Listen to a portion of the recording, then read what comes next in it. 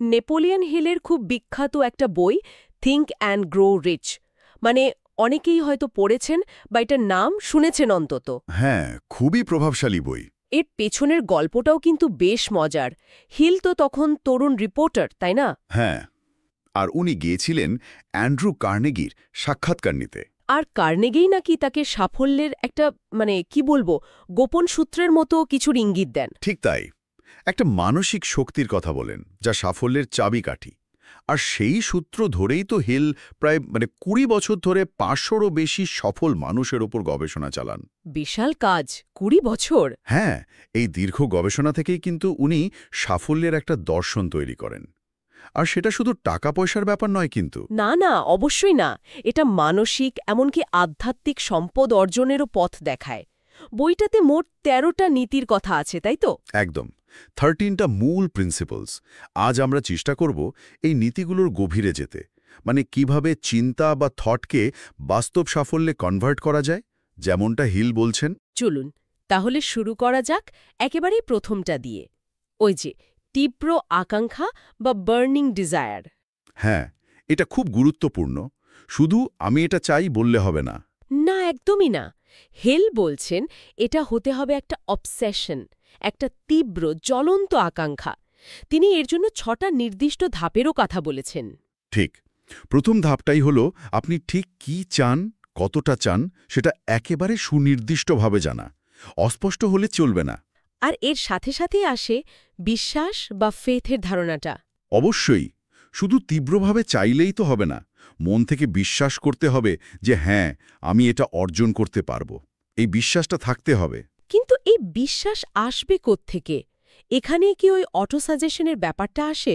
একদম, অটোসাজেশন হলো সেই টেকনিক, মানে বারবার নিজের অবচেতন মনকে পজিটিভ বার্তা দেওয়া, নিজের আকাঙ্ক্ষা আর বিশ্বাসের বীজটা সাবকনশাস মাইন্ডে বপন করা, অনেকটা সেলফ হিপনোসিসের মতো। ইন্টারেস্টিং। আচ্ছা, তাহলে আকাঙ্ক্ষা হলো, বিশ্বাসও তৈরি হলো, এরপর জ্ঞান লাগবে নিশ্চয়ই।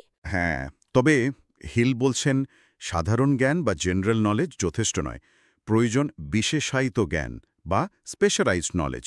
মানে যে ফিল্ডে সফল হতে চাই সেই ফিল্ডের জ্ঞান। ঠিক, এবং শুধু জ্ঞান থাকলেই হবে না, সেটাকে অর্গানাইজ করে প্ল্যান বানিয়ে কাজে লাগানোর দক্ষতাও থাকতে হবে।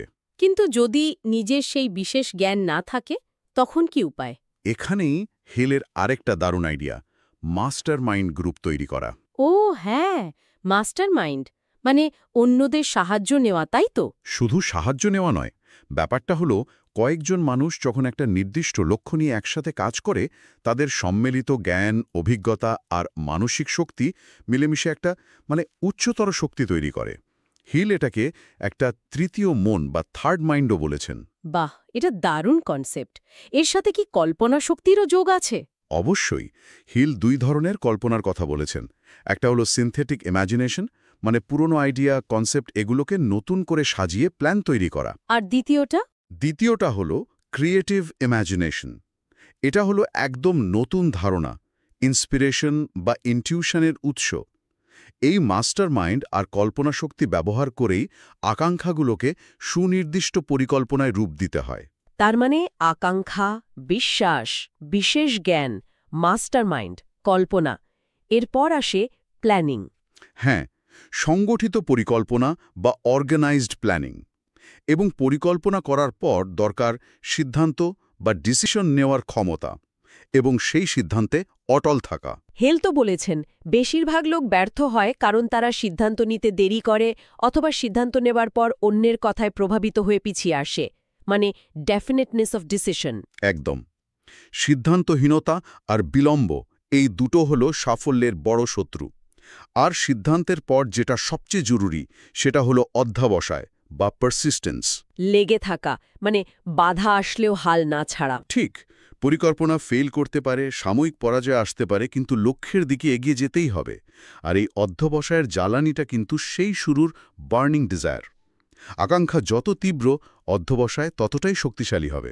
হ্যাঁ, আরও কিছু নীতির কথা বলেছেন, যেমন সেক্স ট্রান্সমিউটেশন। এটা একটু কনফিউজিং লাগে অনেকের কাছে। হ্যাঁ, এটা নিয়ে ভুল বোঝাবুঝি হয়। আসলে উনি বলতে চেয়েছেন যে কোনো তীব্র আবেগ বা এনার্জি, বিশেষ করে যৌন শক্তি, যা খুব পাওয়ারফুল, সেটাকে নেতিবাচক দিকে না নিয়ে গিয়ে সৃজনশীল বা গঠনমূলক কাজে ব্যবহার করার ক্ষমতা, এনার্জিটাকে রিডিরেক্ট করা আর কি। আচ্ছা, বুঝলাম। আর একেবারে শেষে রেখেছেন ষষ্ঠ ইন্দ্রিয় বা সিক্সথ সেন্সকে। হ্যাঁ, এটাকে উনি পিরামিডের চূড়া বলেছেন।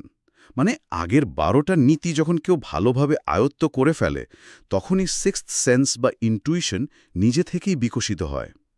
এটা অনেকটা ইউনিভার্সাল ইন্টেলিজেন্সের সাথে কানেক্ট হওয়ার মতো। কিন্তু এই সবকিছুর আগে মনটাকে তো প্রস্তুত করতে হবে, ভয়গুলো দূর করতে হবে। ঠিক পয়েন্ট। হেল খুব স্পষ্টভাবে ভয়ের 6টি ভূতের কথা বলেছেন।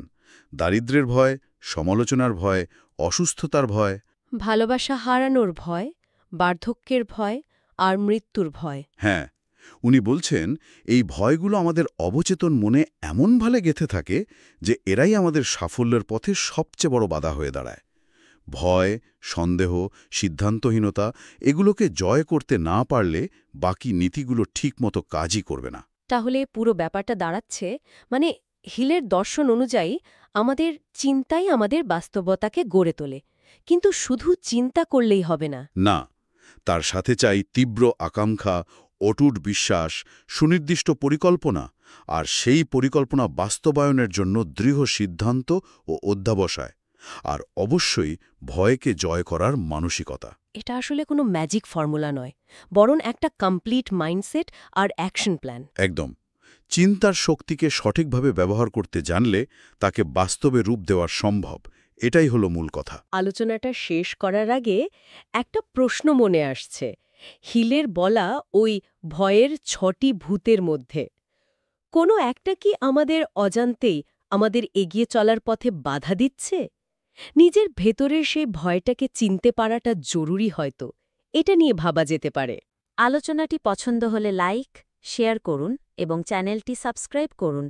পরের পর্ব দেখার আমন্ত্রণ রইল।